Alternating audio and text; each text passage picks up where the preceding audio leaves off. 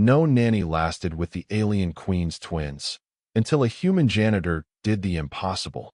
Before we dive into this story, drop a quick hi in the comments and tell me where you're watching from. It really helps support the channel. The royal palace of Vexilon Prime gleamed under the light of three suns, its crystalline spires reaching toward the crimson sky. Inside, chaos reigned as the latest nanny fled down the corridor, her tentacles flailing in distress, leaving behind the howling twins of Queen Zorlana. Ryan Mitchell wiped sweat from his brow as he guided the automop across the expansive marble floors of the royal palace's East Wing. 6 months into his contract as part of the human maintenance crew, and he still hadn't adjusted to the sweltering heat of Vexilon Prime. The janitor uniform, designed for the exothermic Vexilonians, trapped heat like a sauna. Still, a job was a job, especially one that paid triple what he could make back on Earth. The cleaning drone at his side beeped softly, indicating a spill ahead. Ryan sighed and steered toward the viscous purple puddle outside the royal nursery. As he approached, a piercing shriek echoed through the hall, followed by what sounded like furniture being hurled against walls. The massive doors to the nursery burst open. A Flixian nanny, the 15th this month by Ryan's count, scrambled out, all 6 of her eyes wide with terror. "I resign." Effective immediately, she screeched at the royal attendant who hurried after her.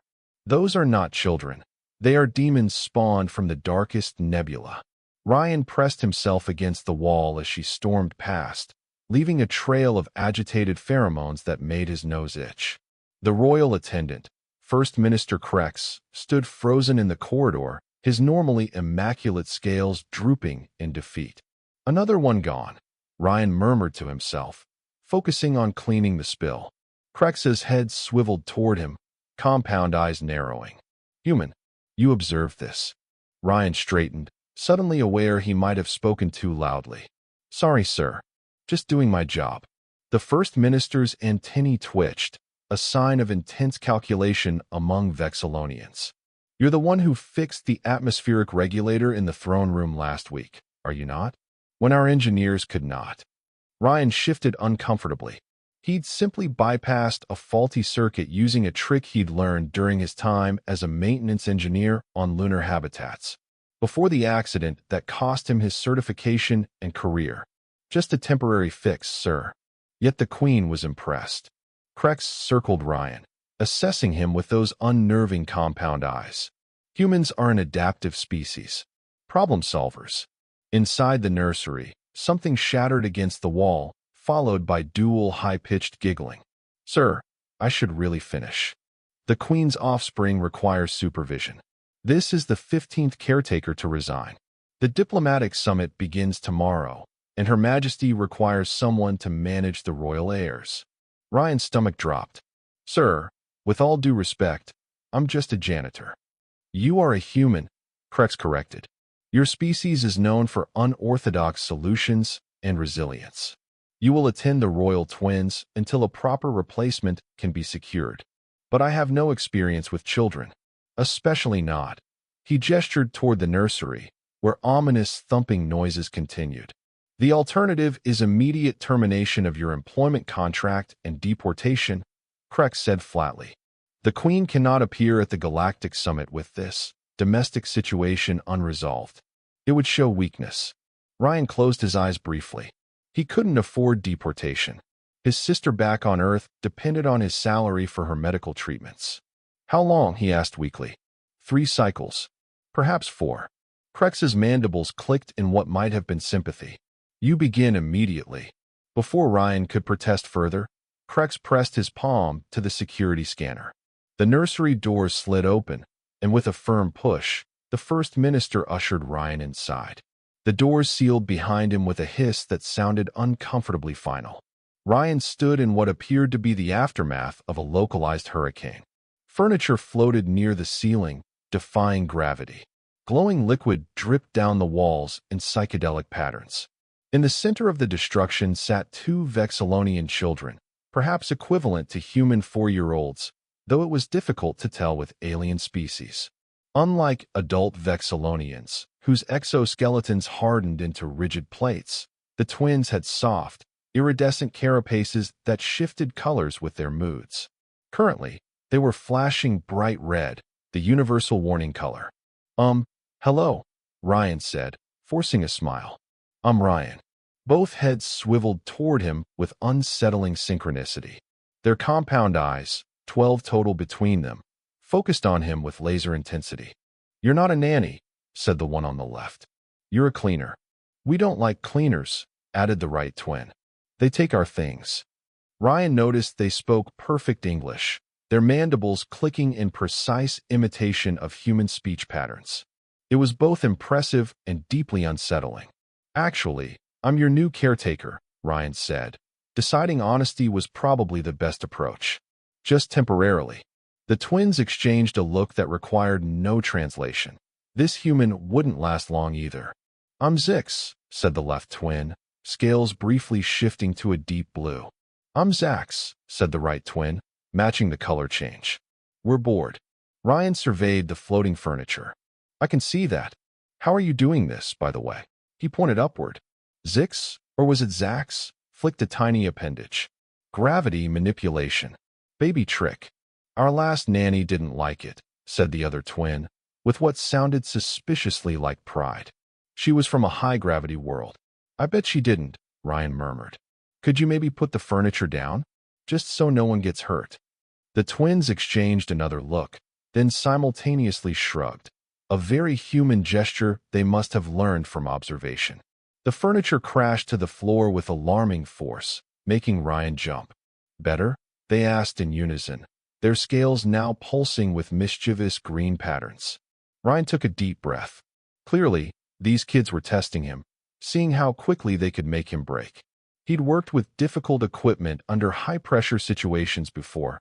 How different could royal alien children be? Much better. Thank you, he said calmly. Now, what activities do you usually do with your nannies? Make them cry, Zix said immediately. Make them quit, Zax added. Our record is 12 minutes. They finished together. Ryan checked his watch. Well, I'm already at 2 minutes and still here, so your record's safe for now. He looked around the room, noticing educational modules similar to Earth tablets scattered among the debris. Do you like learning games? Boring, Zix declared. Too simple, Zax agreed. Ryan spotted what looked like a maintenance panel in the corner of the room.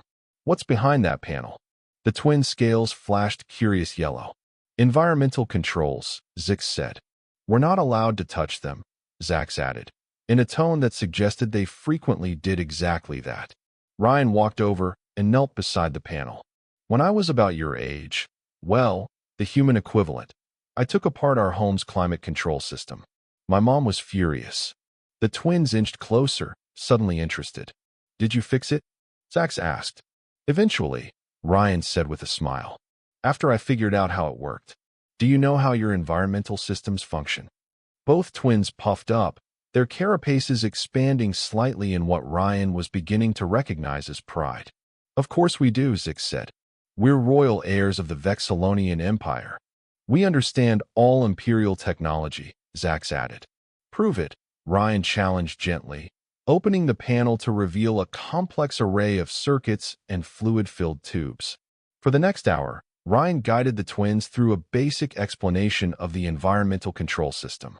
To his surprise, they were incredibly intelligent, grasping concepts that would challenge human engineering students. They were also, he realized, desperately bored and unchallenged by the educational programs designed for them. You're not terrible, Zix declared eventually, which Ryan took as high praise. For a human, Zax added. Thanks, Ryan said dryly. Now, I understand there's a diplomatic summit happening, and your mother needs you both to be on your best behavior. What does that usually involve? The twins' scales darkened to a sullen gray. Standing still, Zix said. Being quiet, Zax continued. Looking cute for visiting dignitaries. They finished together, with obvious disgust. Ryan nodded sympathetically. Sounds boring. It is, they exclaimed in unison. Well, Ryan said thoughtfully, what if we made it into a game? Two sets of compound eyes blinked at him curiously. What kind of game? Zix asked cautiously. A spy game, Ryan suggested. During diplomatic meetings, the best intelligence officers are the ones no one notices.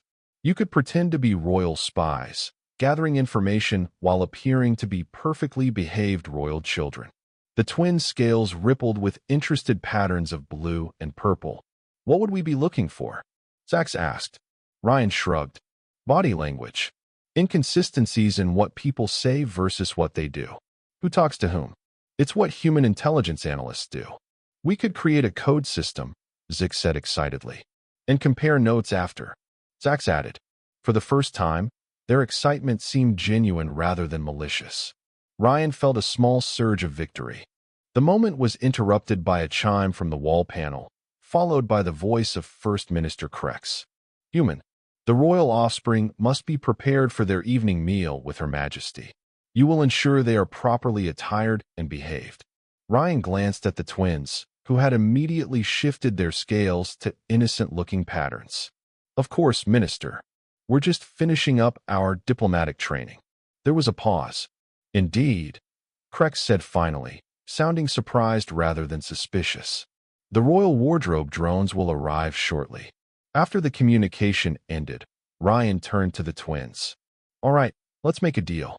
If you help me figure out how to get you properly dressed and presented, I'll help you design a proper spy code system after dinner. Deal. The twins conferred through some form of silent communication, their antennae touching briefly. Deal, they said simultaneously, extending their small, clawed appendages.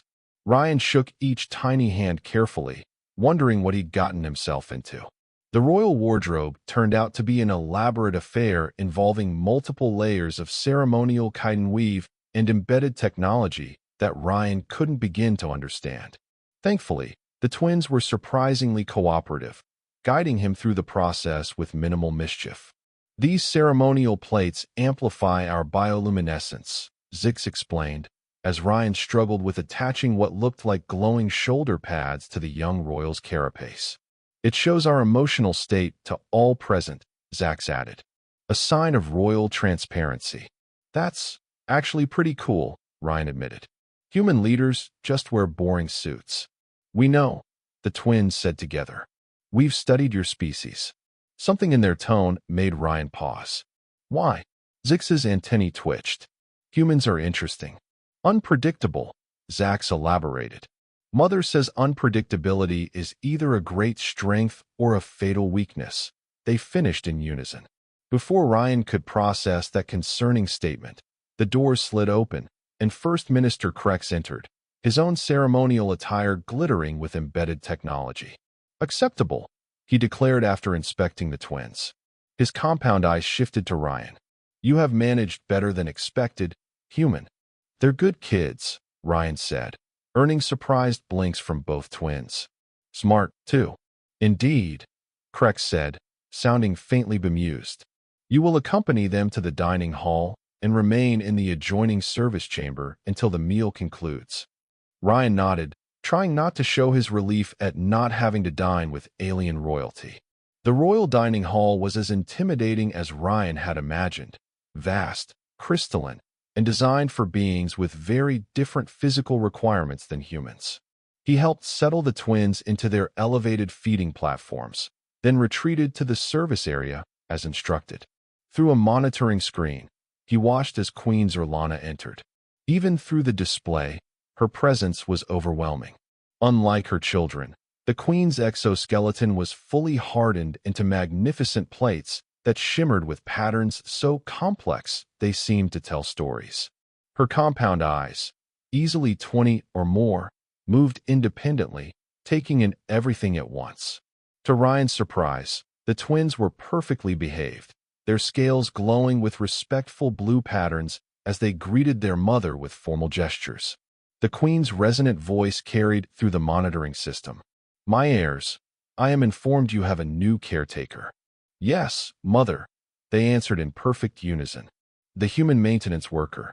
And has this human maintained order? The Queen asked, with what might have been amusement. The twins glanced at each other before answering. He is different, Zix said carefully. He teaches, rather than commands, Zax added. The Queen's antennae quivered. Interesting. Humans continue to surprise us with their adaptability. The conversation shifted to diplomatic matters, with the Queen quizzing her offspring on various species attending the summit. Ryan listened, impressed by the twins' detailed knowledge and perceptive questions. When the meal concluded, Crex appeared in the service area. The Queen requests your presence at tomorrow's preparatory session for the summit. The royal heirs will need supervision during the proceedings. Ryan nodded, relieved that his first day hadn't ended in disaster. Of course, Minister. Returning the twins to their chambers proved surprisingly straightforward. They were tired from the day's events and the mental stimulation of both their improvised engineering lesson and dinner conversation. As Ryan helped them out of their ceremonial attire, Zix looked up at him with those unsettling compound eyes. You promised to help us create a spy code. Tomorrow, Ryan assured them. We'll need it for the summit, right? Get some rest now, and we'll work on it first thing. The twins exchanged a look, then nodded simultaneously. Don't leave, Zach said suddenly, as Ryan turned to go. Previous nannies stayed in the adjoining chamber, Zix explained. Ryan hesitated. His assigned quarters were on the other side of the palace, in the human workers section. I'm not sure if I'm allowed. You're our caretaker now, the twins said with that eerie synchronicity. It's protocol. Whether it was actually protocol or a fabrication, Ryan wasn't sure, but he was too exhausted to argue. The adjoining chamber turned out to be luxurious by his standards. With a bed that adjusted to his physiology and environmental controls he could set to human comfortable temperatures. As he settled in for the night, Ryan couldn't help but wonder about the strange turn his life had taken. From disgraced engineer to alien janitor to royal nanny in the span of 6 months. His sister would never believe it, if he was even allowed to tell her. Through the wall, he heard soft clicking sounds that might have been the twins communicating with each other. Despite their mischievous reputation, he found himself actually liking the alien children.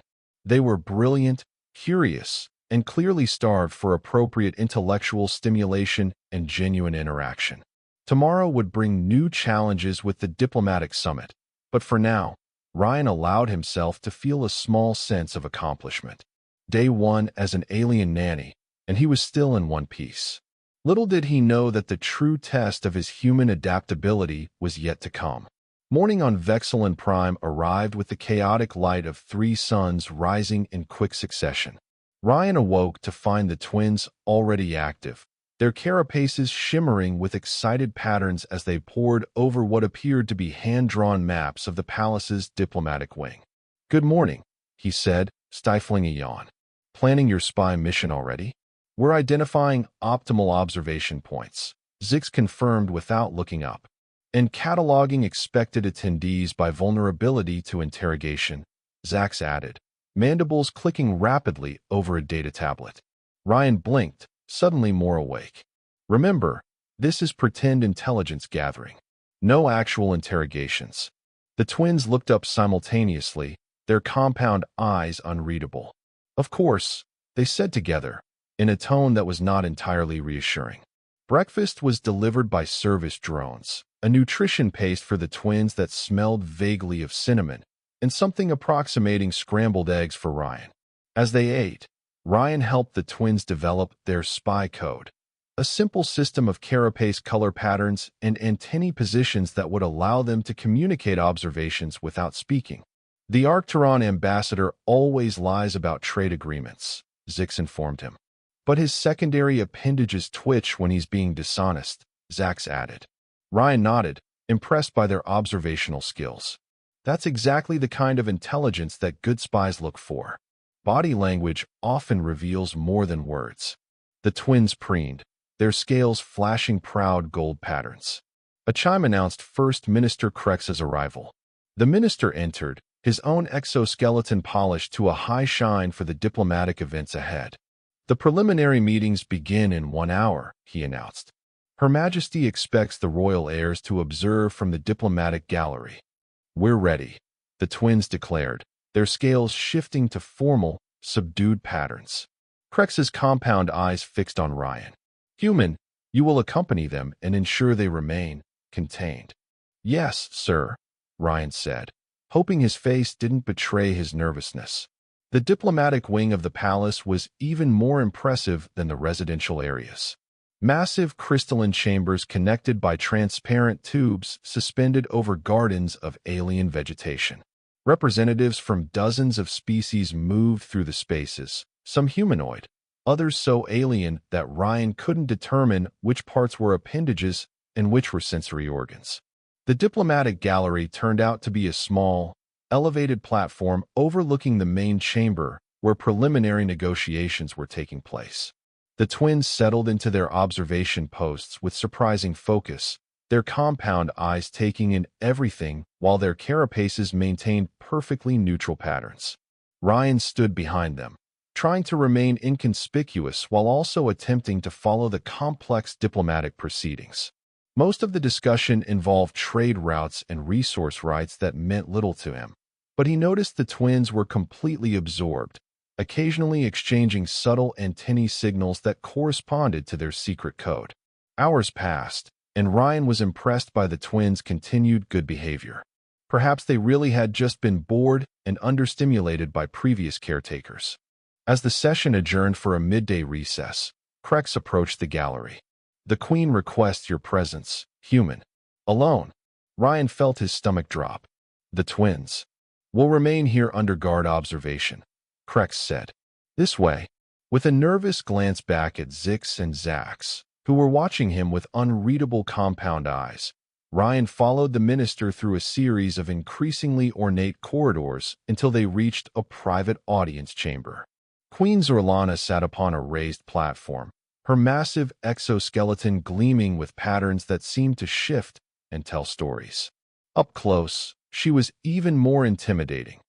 Easily 9 feet tall when seated, with a crown of sensory appendages that moved independently, sampling the air.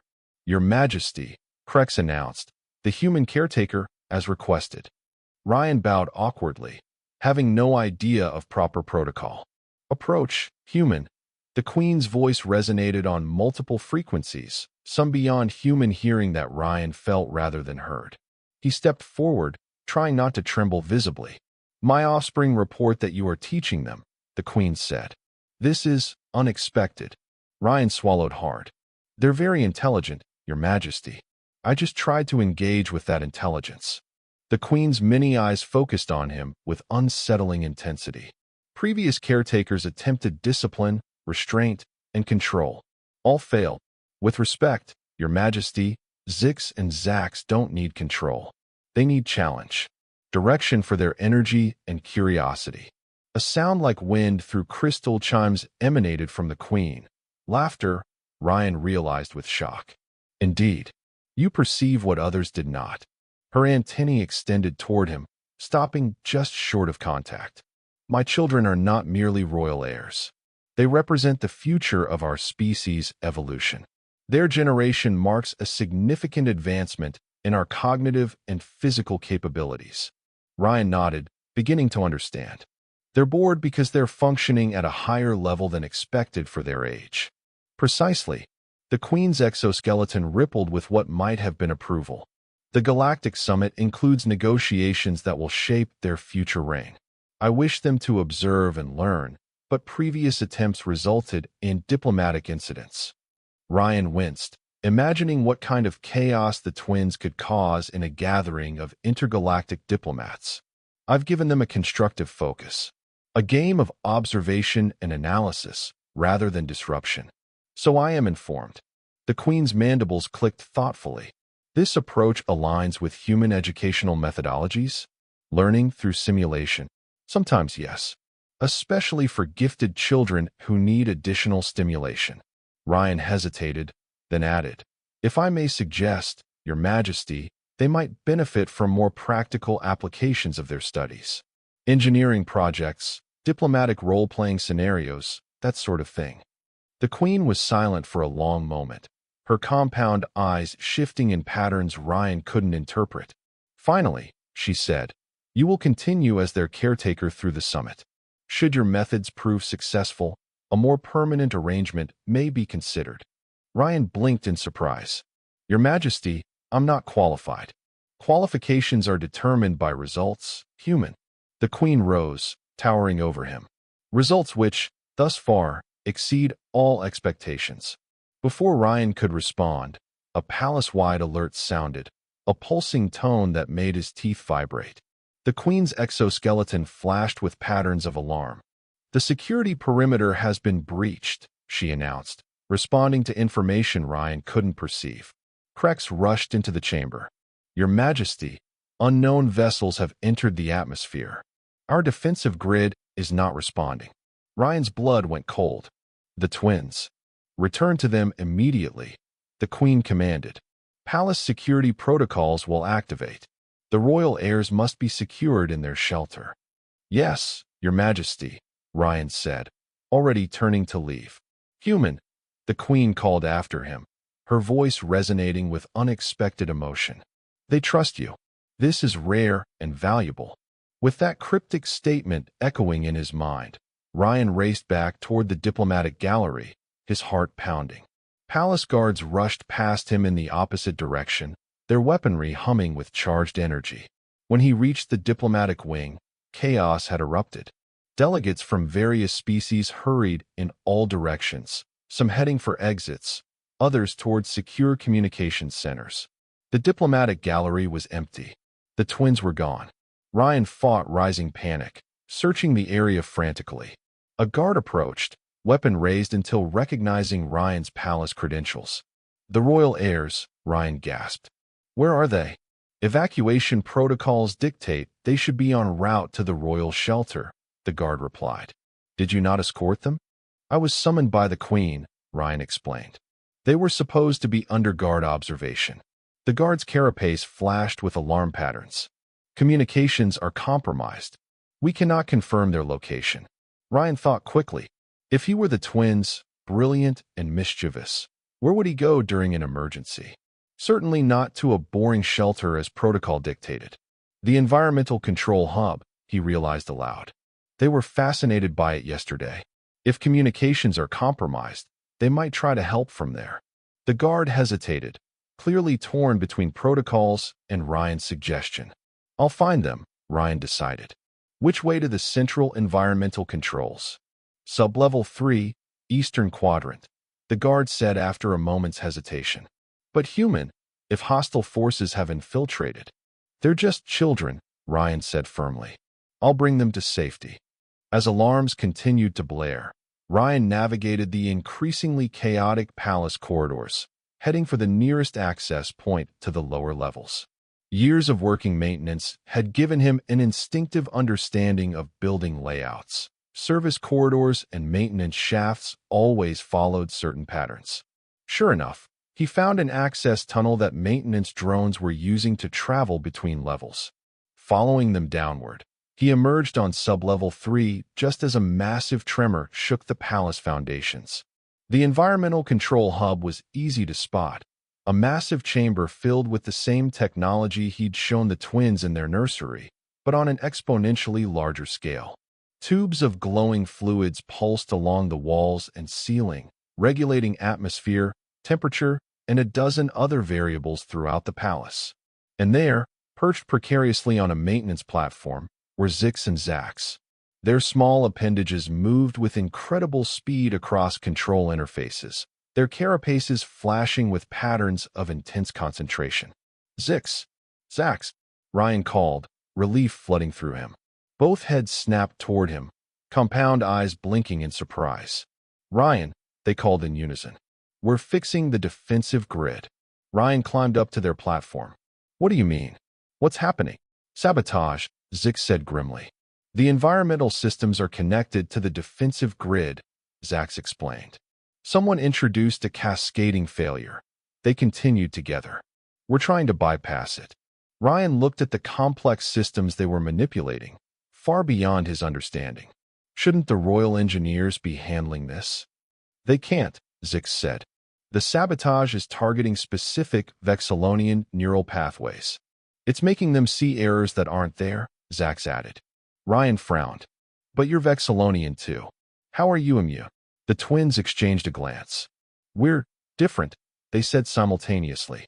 "The next evolutionary step," Ryan remembered the Queen's words.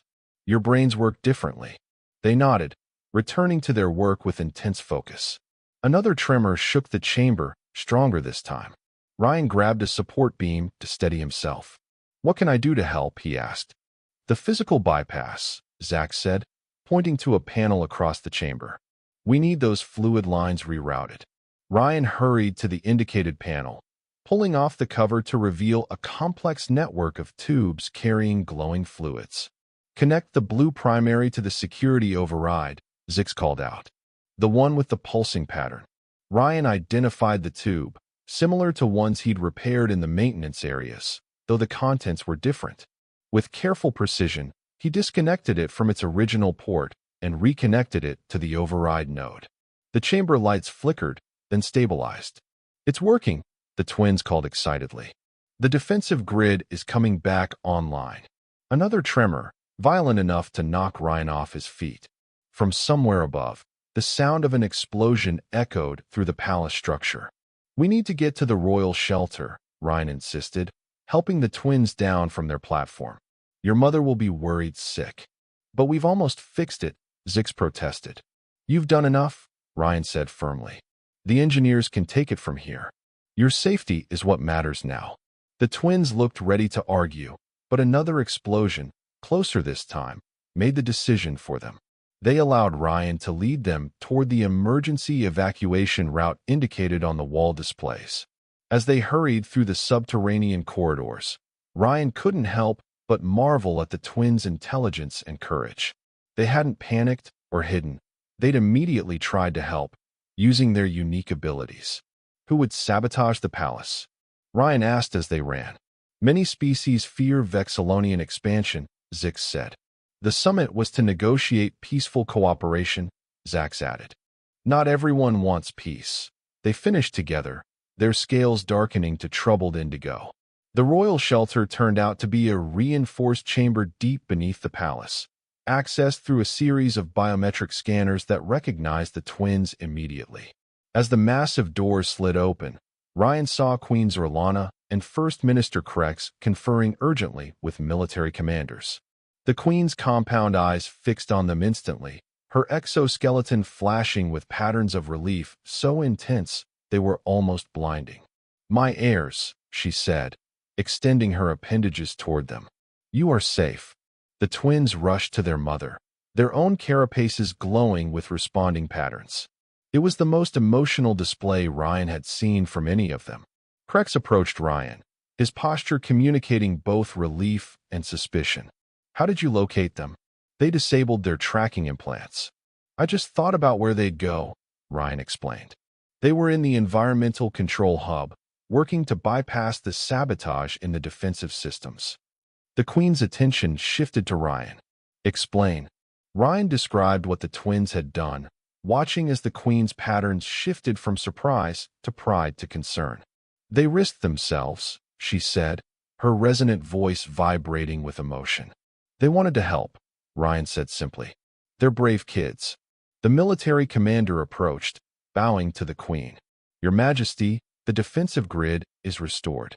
The attacking vessels have been neutralized or driven back. And the saboteurs? Krex demanded. 3 identified and captured. Genetic scans indicate Procyon origin. The Queen's exoskeleton darkened. The Procyon Collective. They seek to prevent our alliance with the Terran systems. Ryan blinked in surprise. Wait, Earth? We're forming an alliance with Vexillon. That is the primary purpose of the summit, Krex confirmed. The first formal alliance between our species. Certain factions oppose this development. The twins moved to Ryan's side, their small appendages touching his hand in what felt like a gesture of reassurance. We helped fix it, Zix said proudly. The human way, Zax added. Adaptive problem solving. The Queen studied her offspring, then Ryan. Indeed. Perhaps this is why an alliance between our species holds such promise, and such threat to those who prefer the old order. A palace official entered the shelter, bowing deeply. Your Majesty, the diplomatic delegates are secure. The summit can resume once security protocols are completed. Excellent, the Queen said. This incident only reinforces the importance of our negotiations. She turned to Ryan. You have proven your value twice over, human. First as caretaker to my heirs, and now in this crisis.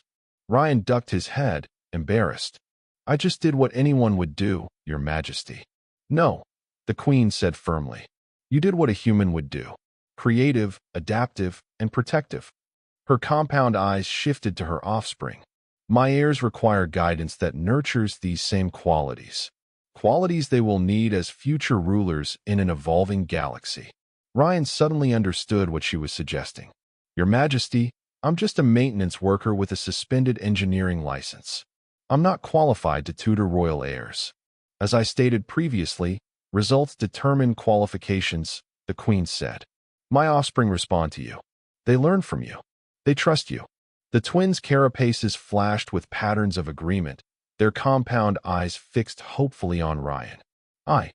Ryan hesitated, thinking of his sister back on Earth, of his failed career, of the unlikely path that had brought him here. I would be honored, Your Majesty, but I have family obligations on Earth. My sister can be accommodated, the Queen said smoothly. A residence allowance, medical provisions. These are simple matters to arrange. Ryan looked at the twins, who were practically vibrating with excitement, their scales flashing rainbow patterns. We'll create a comprehensive education program, Zix said eagerly. Engineering, diplomacy, xenobiology, Zax added. And human thinking. They finished together. Ryan couldn't help but smile. All right then. But no more disabling tracking implants or rushing into danger zones, deal? Deal. The twins agreed, with the synchronized head tilt that Ryan was beginning to find endearing rather than unnerving. As palace security announced the all-clear and preparations began to return to the diplomatic chambers, Ryan found himself contemplating the strange turn his life had taken. From disgraced engineer to alien janitor to royal tutor. All because he'd treated two alien children with respect and engagement rather than fear or control. Perhaps that was the lesson the galaxy needed most right now, finding connection across differences, recognizing value in diverse approaches. As humans and Vexillonians moved toward alliance, maybe his small role would help bridge the gap between their worlds. The twins tugged at his hands, eager to return to the summit now that the danger had passed. As they made their way back to the diplomatic chambers, Ryan could feel the weight of responsibility settling on his shoulders. He wasn't just a temporary caretaker anymore. He was officially the tutor to the future rulers of one of the most powerful civilizations in the galaxy. You're thinking too hard, Zix observed, compound eyes fixed on Ryan's face. Your forehead wrinkles when you worry, Zax added. Ryan smiled despite himself. Just processing everything that's happened. 24 hours ago, I was mopping floors. And now you're shaping the future of interstellar diplomacy, the twins said together, their carapaces rippling with amused patterns. No pressure or anything, Ryan muttered. First Minister Krex approached as they reached the diplomatic wing. The Queen requests the royal heirs observe the emergency session. Their actions in restoring the defensive grid have become known to the delegates. It presents a unique diplomatic opportunity. Ryan raised an eyebrow. What kind of opportunity? Their intervention demonstrates Vexillonian human cooperation in action, Krex explained. Most effective timing, though unplanned. The twins straightened, their scales shifting to formal diplomatic patterns. We're ready, they declared. Ryan placed a hand on each of their shoulders. Remember our spy game. Observe everything, but no actual interrogations, right? Of course, they agreed, with innocent blinks that Ryan didn't trust for a second. The emergency session was held in the Grand Assembly Chamber, a vast space with crystalline architecture that amplified sound and light in ways that seemed almost magical. Representatives from dozens of worlds occupied tiered seating arranged by alliance blocks. The Vexillonian delegation, led by Queen Zorlana, occupied the central platform. To Ryan's surprise, the twins were directed to sit beside their mother rather than in the observation gallery. Even more surprising, Krex indicated that Ryan should accompany them. Human, the Queen acknowledged as they approached. You will attend my heirs during these proceedings. Ryan bowed awkwardly. Yes, Your Majesty. As he took his position behind the twins' seats, Ryan became acutely aware of the stares from various delegates. Humans were relatively new to galactic politics, and seeing one in such proximity to Vexillonian royalty was clearly unexpected. Queen Zorlana rose, her magnificent exoskeleton glowing with formal diplomatic patterns. The chamber fell silent. Esteemed delegates, her resonant voice filled the space without apparent amplification. Today's attack was a desperate attempt to prevent progress, specifically, the alliance between Vexillon and Earth. Those responsible have been identified as agents of the Procyon Collective. Murmurs rippled through the assembly. Ryan noticed the Procyon delegates, tall, furred beings with elongated limbs, shifting uncomfortably. We do not hold the collective responsible for the actions of extremists, the Queen continued. However, this incident only reinforces the importance of the alliance we seek to forge. She gestured toward the twins. When our defensive systems were compromised, it was my heirs who identified the sabotage pattern. Working alongside their human caretaker, she nodded toward Ryan. They implemented a solution that our engineers, affected by the targeted neural disruption, could not perceive. All eyes turned to the twins, who sat perfectly poised, their carapaces glowing with dignified patterns. This collaboration exemplifies why an alliance between our species offers such potential, the Queen concluded. Different perspectives create resilience. Different approaches yield innovation.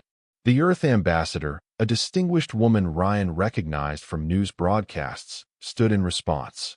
Vexillon has been a valuable trading partner for years, but today's events demonstrate why formal alliance benefits us both. The attempted sabotage targeted Vexillonian neural pathways, a species-specific attack that humans were naturally immune to. Similarly, human systems might be vulnerable in ways that Vexillonians are not. Together, we create mutual security. Strategic, Ryan thought, framing the alliance as practical rather than ideological. The twins were watching the proceedings with intense focus, their antennae occasionally twitching in their secret code. Ryan realized they were analyzing the responses of various delegates, just as they'd planned in their spy game. The Procyon representative rose next, his fur bristling with what Ryan interpreted as indignation. The collective categorically condemns these actions and denies any official involvement. We request evidence before accusations damage long-standing relationships. Evidence has been provided to the Security Council. Krex responded smoothly. We do not suggest collective leadership ordered this attack, merely that the perpetrators originated from your territories.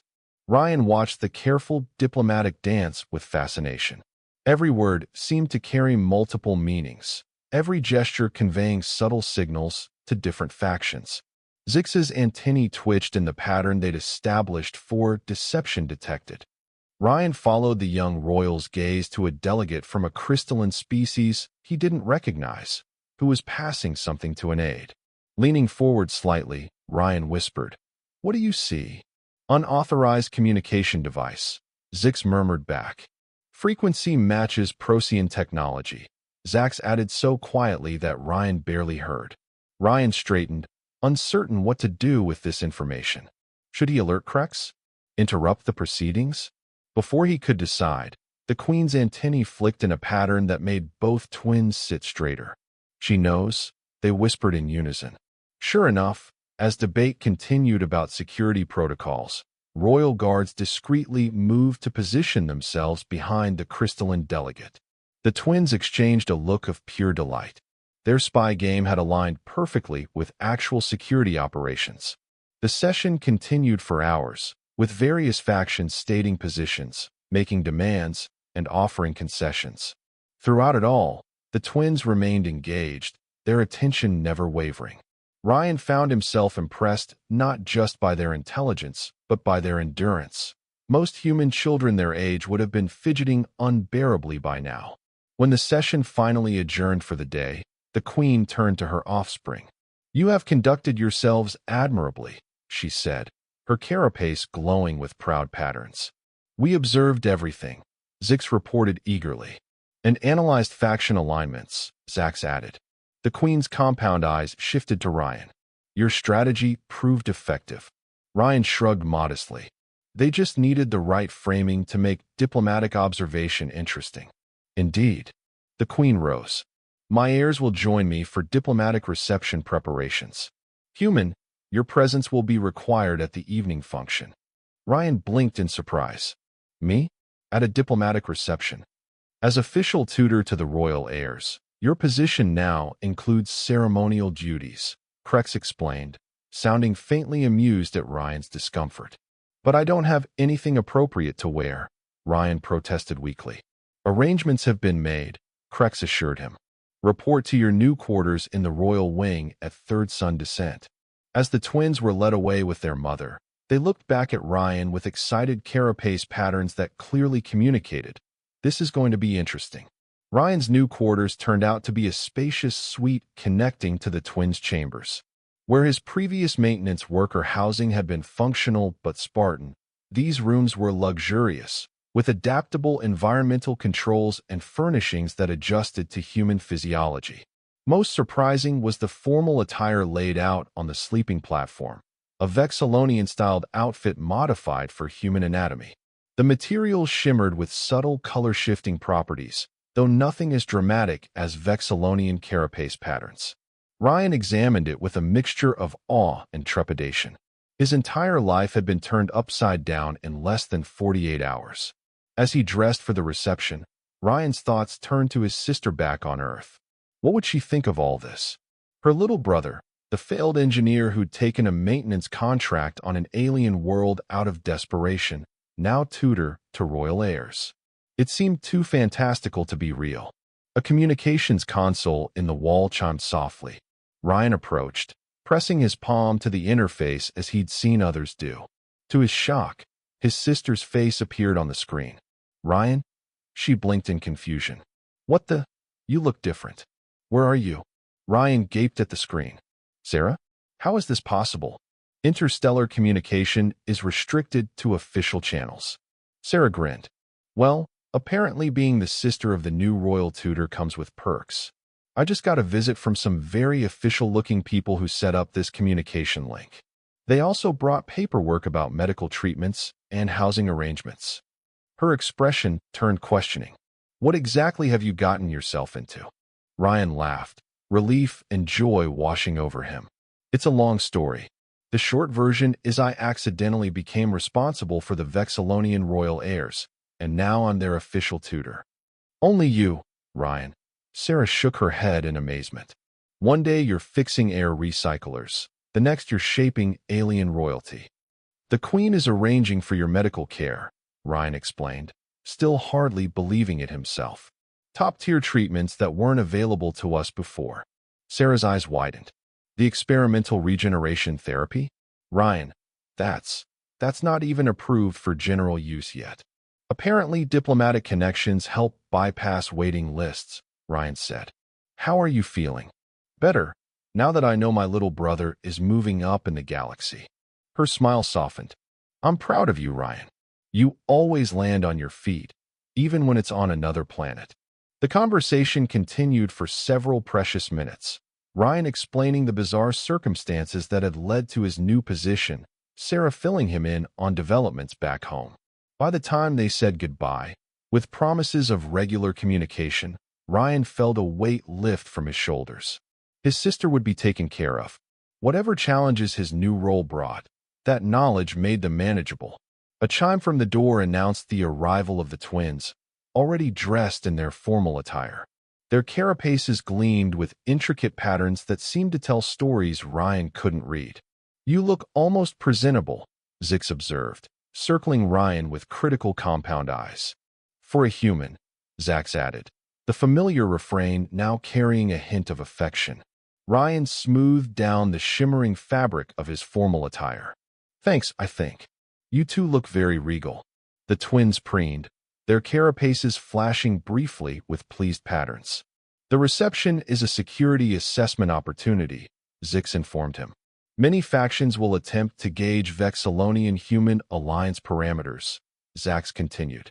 We'll be closely observed. They finished together. Ryan nodded seriously. Then we'll give them something worth observing. Remember, you're not just royal heirs tonight. You're representatives of the future relationship between our species. The twins straightened, their antennae aligning in perfect symmetry. We won't disappoint, they promised. The diplomatic reception was held in the palace's grand atrium, where crystalline structures amplified the bioluminescence of Vexillonian attendees, creating a living light display that took Ryan's breath away. Representatives from dozens of worlds mingled, some in environmental suits, others in forms so alien that Ryan struggled to identify sensory organs from decorative elements. The twins stayed close to Ryan as they entered, their carapaces pulsing with subtle patterns that communicated nervousness only he could recognize. Just like we practiced, he murmured encouragingly. Observe, analyze, remember. They nodded in synchrony, their nervousness shifting to focused determination.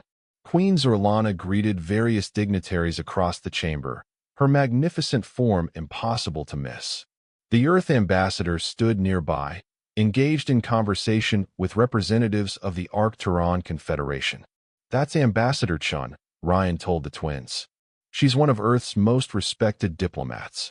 Her neural patterns indicate genuine appreciation for Vexillonian art, Zix observed, surprising Ryan. Many diplomats feign interest. Her response shows authentic cultural engagement, Zax explained. Ryan blinked. You can read neural patterns? The twins exchanged a look. To some degree, they admitted together. Before Ryan could process the implications of this revelation, First Minister Krex approached with a reptilian diplomat in tow. The royal tutor and his charges, Krex introduced. This is Ambassador Selvig of the Draconid hierarchy. Ryan bowed respectfully. An honor, Ambassador. The Draconids' vertical pupils narrowed as they assessed Ryan. Fascinating choice. Humans are remarkably adaptable creatures. We find value in diverse perspectives, Ryan replied diplomatically. Indeed. The ambassador's forked tongue flicked briefly. And what perspective do you bring to the royal education? Maintenance worker? The slight was subtle but unmistakable. Ryan felt the twins tense beside him. Engineering problem solving, primarily, Ryan answered smoothly. Breaking complex challenges into manageable components. A skill useful in diplomacy as well, wouldn't you agree? The Draconid scales rippled in what might have been surprise at the composed response. Perhaps, though some problems require force rather than finesse. Force without finesse often creates more problems than it solves, Ryan countered. The twins' carapaces flashed with patterns of approval. The Draconid hierarchy has expressed concerns about the Vexillonian-human alliance, Krex explained to Ryan. They fear rapid technological exchange may destabilize established power structures. Change is inevitable, Zix said suddenly, their compound eyes fixed on the ambassador. Adaptation preferable to obsolescence. Evolution favors collaborative species, Zax added. Isolation leads to vulnerability. The ambassador's expression shifted from dismissive to calculating as they reassessed the young royals. Your offspring have been well trained in diplomatic rhetoric, First Minister. Not trained. Educated, Ryan corrected gently. There's a difference. An important distinction, agreed a new voice. Ambassador Chun had approached during their conversation. Training produces predictable responses. Education fosters independent thought. The twins' antennae quivered with excitement at meeting the human diplomat. Ambassador Chun, Krex acknowledged. I believe you've not yet met the royal heirs. The Earth ambassador bowed with perfect Vexillonian etiquette. I'm honored. Your quick thinking during today's crisis prevented a diplomatic disaster. The twins returned the gesture with formal precision. We applied human problem-solving methodologies, they explained simultaneously. Taught by your new tutor? Chen asked, glancing at Ryan with open curiosity. Ryan showed us how different perspectives create innovative solutions, Zix said. What Vexillonian engineers couldn't see, human perception identified immediately, Zax added. Ambassador Chen smiled. That's precisely why our alliance offers such potential. Together, We perceive what neither could alone. As the conversation continued, Ryan observed the subtle dynamics at play. The Draconid ambassador's initial dismissiveness had shifted to cautious reassessment. Ambassador Chen skillfully highlighted mutual benefits without appearing to challenge other factions directly. The twins, meanwhile, demonstrated diplomatic awareness far beyond their years. Throughout the evening, similar interactions played out as various delegates approached the unusual trio, human tutor and Vexillonian royal heirs. Some were openly curious, others thinly veiled their skepticism or concern. The twins handled each encounter with increasing confidence, applying their observational skills and intelligence to navigate complex diplomatic waters. During a brief respite, Ryan guided them to a quieter corner of the atrium. "You're doing brilliantly," he told them proudly. "Natural diplomats, both of you." Their carapaces rippled with pleased patterns. "We're applying your methodology," Zix said. "Identifying motivations behind statements," Zax continued, "and adapting responses accordingly." They finished together. Ryan smiled. "Exactly. That's the essence of effective communication across cultures. Is that why Mother selected you?" Zix asked suddenly. "Because humans excel at cross-species communication?" The question caught Ryan off guard. "I doubt she planned this. I was just in the right place at the right time." "Unlikely," Zax said, mandibles clicking thoughtfully. "Mother rarely acts without multiple strategic considerations."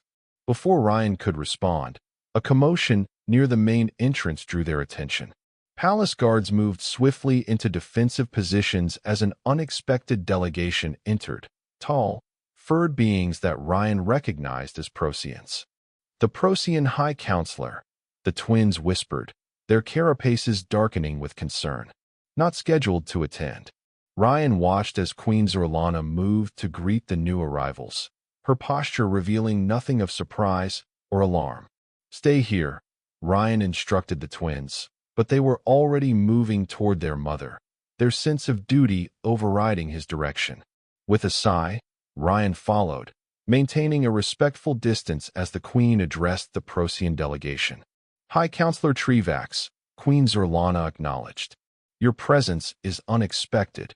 The Procyan leader, distinguished by elaborate silver markings in his fur, bowed formally.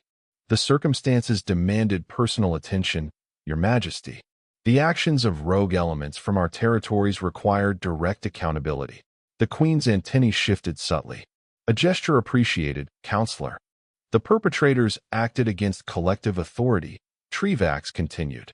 "They have been identified as members of the Isolation Front, extremists who oppose all cross-species alliances." Ryan noticed the twins exchanging their coded signals, their antennae twitching in patterns only they understood. "Deception indicators present," Zix whispered when Ryan edged closer. "But complex. Not simple dishonesty," Zax added. Ryan frowned, studying the Procyan delegation more carefully. The High Counselor's posture communicated sincerity, but there was tension in his subordinates that suggested internal conflict. As diplomatic pleasantries continued, Ryan noticed one of the Procyan aides watching the twins with particular intensity. Something about the gaze raised Ryan's instincts, not threat exactly, but focused interest that seemed out of place. "Your heirs are extraordinary," the High Counselor was saying to the Queen. "Their intervention during today's crisis demonstrates remarkable ability. They benefit from diverse educational influences," the Queen replied, with a subtle acknowledgement toward Ryan that drew the Counselor's attention. "The human tutor," Trevax observed. "An innovative choice." Ryan bowed respectfully but remained silent, aware that his status in this high-level diplomatic exchange was peripheral at best. "Complementary cognitive patterns enhance developmental potential," the Queen explained. "Human adaptive thinking balances Vexillonian structured analysis." The counselors for rippled in what might have been thoughtful consideration. The Isolation Front fears precisely such collaboration. They believe species-specific evolution should proceed without cross-cultural influence. A perspective that ignores galactic history. Ambassador Chen interjected smoothly. "Every major civilization has benefited from cultural exchange. As the diplomatic discussion continued, Ryan maintained his focus on the Procyon aide who had been watching the twins. The being had edged closer during the conversation, their posture suggesting they wished to speak, but were constrained by protocol. When the formal exchange concluded and the gathering broke into smaller conversational groups, Ryan guided the twins toward a refreshment area, deliberately passing near the Procyon aide. "You wish to communicate with the royal heirs," Ryan said quietly as they passed. "Why?" The aide startled, fur bristling briefly before smoothing. "Perceptive, for a human," they responded equally softly. "I have information relevant to their safety." Ryan hesitated, then nodded toward a secluded alcove. 2 minutes. I'll be monitoring every word." The twins followed Ryan's lead without question, their compound eyes fixed curiously on the Procyon. Once relatively private, the aide spoke rapidly. "I am Mira, genetic research specialist. The attack today was not merely political. The sabotage targeted specific neural pathways that the royal heirs do not share with adult Vexillonians." The twins' antennae stiffened in alarm. "Explain," Ryan demanded. "The royal heirs represent an evolutionary advancement," Mira continued urgently.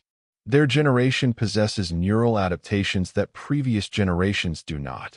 The sabotage was designed to affect all Vexillonian neural patterns except theirs." Ryan frowned. "You're saying they were intentionally spared? Why?" "To demonstrate their difference. To the Queen, to the Council, to all observers." Myra's ears flattened anxiously. "Some factions believe the next generation of Vexillonians represents a threat due to their enhanced capabilities. Others see them as an opportunity for manipulation." "Which faction do you represent?" Ryan asked sharply. "I represent science, not politics," Mira answered. "The royal heir's neural evolution parallels specific patterns found in human cognitive structures. This convergent evolution is why your species work effectively together." She glanced nervously toward the main gathering. "The High Counselor does not know I am speaking to you. I risk much, but scientific truth must inform political decisions."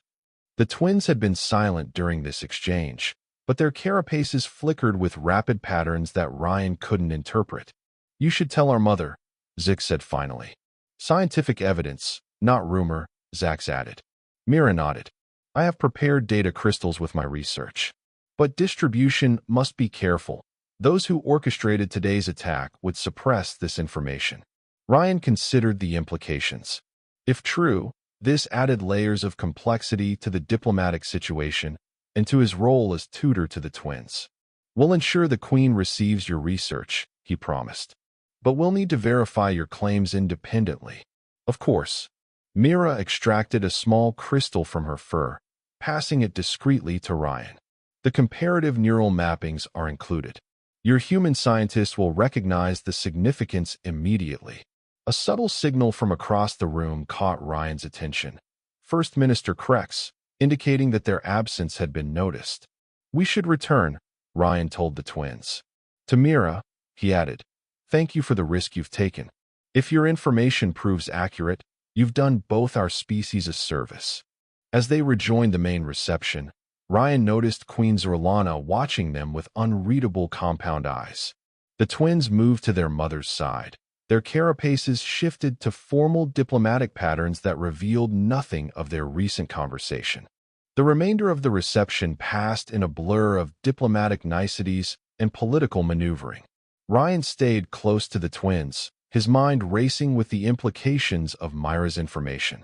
If the royal heirs truly represented an evolutionary leap that shared characteristics with human neural patterns, it explained both their unique abilities and the Queen's interest in human educational approaches. It also explained why they might be targets. When the reception finally concluded, the royal family retired to their private chambers.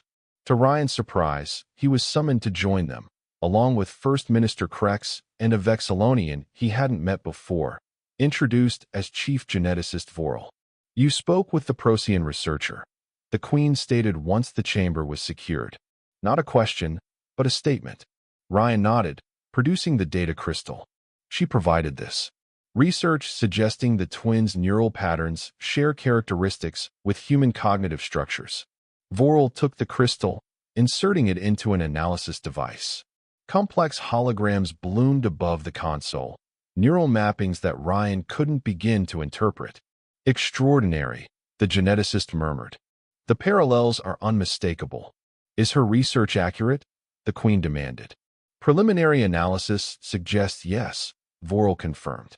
The royal heir's generation exhibits neural adaptations that combine traditional Vexillonian structured cognition with patterns remarkably similar to human adaptive thinking.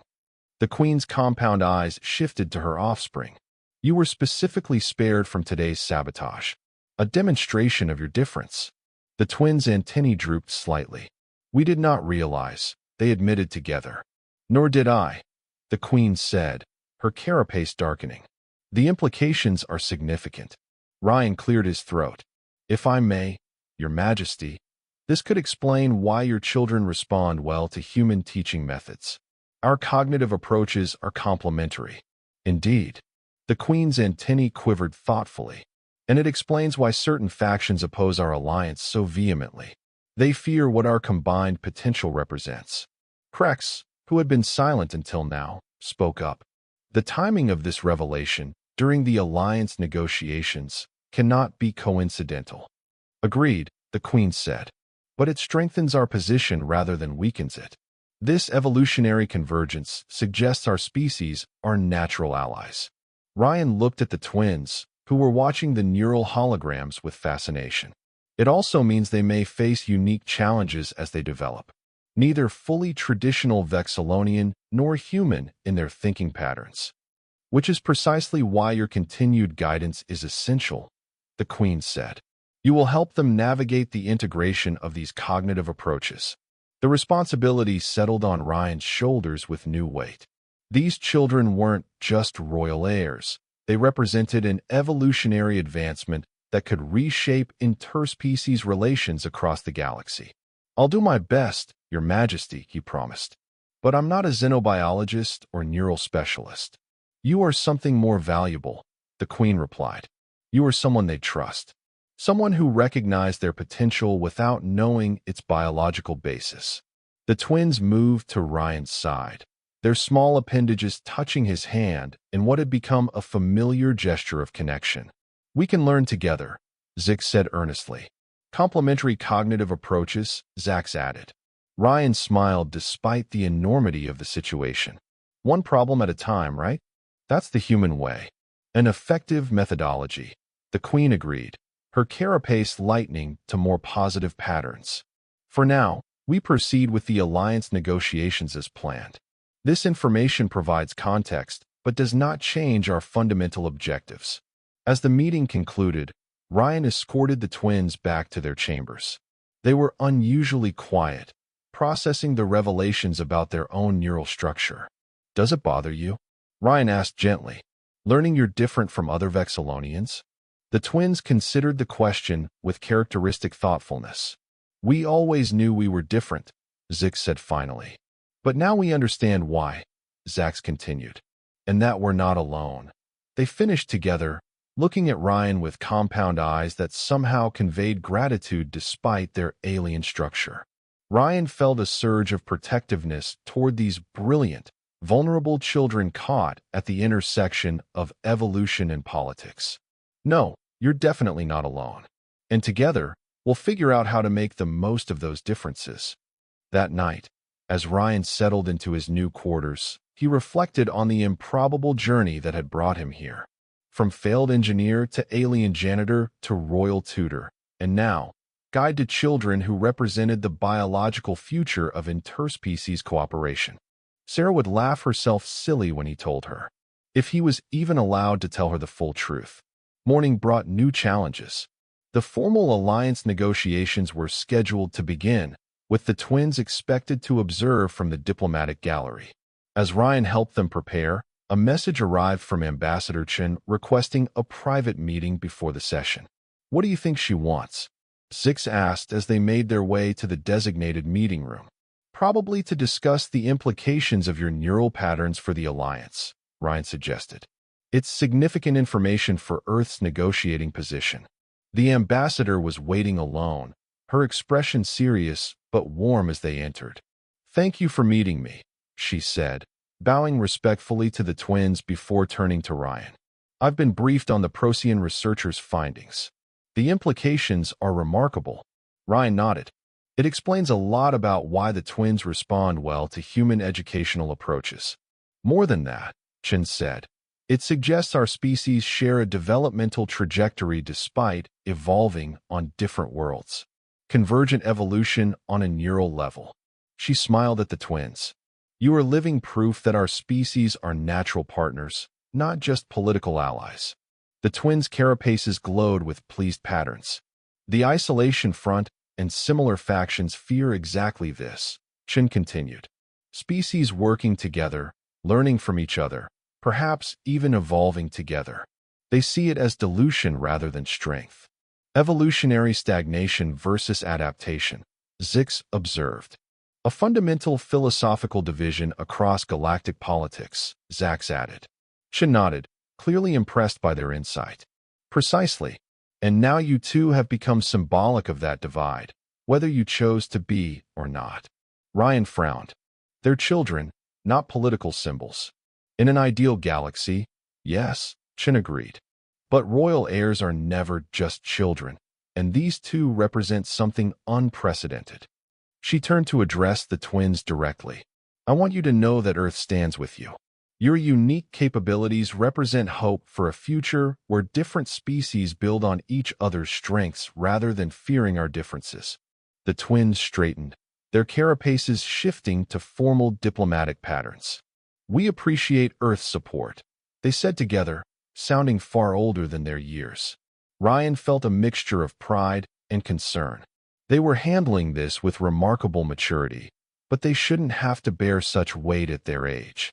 As they left the meeting, Ryan placed a hand on each of their shoulders. "Remember, regardless of politics or neural patterns or evolutionary significance, you're still kids. It's okay to play and explore and make mistakes." Their compound eyes blinked up at him. "Even royal heirs?" Zix asked. "Especially royal heirs," Ryan affirmed. "All that diplomatic responsibility needs to be balanced with fun." "What kind of fun do human children have?" Zax inquired curiously. Ryan grinned. "Tell you what, after today's negotiations, I'll show you some Earth games." "Deal." "Deal," they agreed enthusiastically, their carapaces flashing with excited patterns. The formal negotiations took place in the Grand Assembly Chamber, with even more delegates present than during the emergency session. The Vexillonian Earth Alliance was the primary agenda item, but related trade agreements, security protocols, and cultural exchange programs were also under discussion. From the diplomatic gallery, Ryan and the twins observed the proceedings. The revelations about the twins' neural patterns hadn't been made public, but rumors clearly circulated among the delegates. Many glanced up at the gallery with undisguised interest. "They're talking about us," Zix whispered, antennae twitching. 17 species representatives have exhibited curiosity indicators, Zax confirmed. Ryan nodded. "Remember what we discussed? You observe them, not the other way around.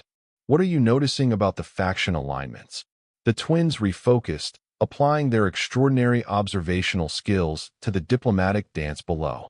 "The Draconid hierarchy is attempting to insert security provisions that would limit technological exchange," Zix noted. "While the Arcturon Confederation seeks preferential trade status within the Alliance framework," Zax added. Ryan was continually impressed by their ability to track and analyze complex diplomatic maneuvers. "And what about the Procyon Collective?" "Internal division," they said simultaneously. "The High Counselor supports the Alliance publicly, but 3 sub-faction representatives show resistance indicators," Zix continued. "Including the military attaché," Zax finished. Ryan frowned, scanning the Procyon delegation until he identified the individual they meant. A stern-looking official whose fur was marked with what appeared to be rank insignia. "Good catch," he murmured. "Let's keep an eye on that one." As the negotiations progressed, Ryan noticed the twins growing increasingly engaged with the proceedings, their antennae flicking rapidly in their private code as they analyzed each diplomatic exchange. Mother is leveraging the sabotage attempt effectively, Zix observed with approval. Converting a security threat into a negotiating advantage, Zax agreed. Ryan smiled. You two are going to be formidable rulers someday.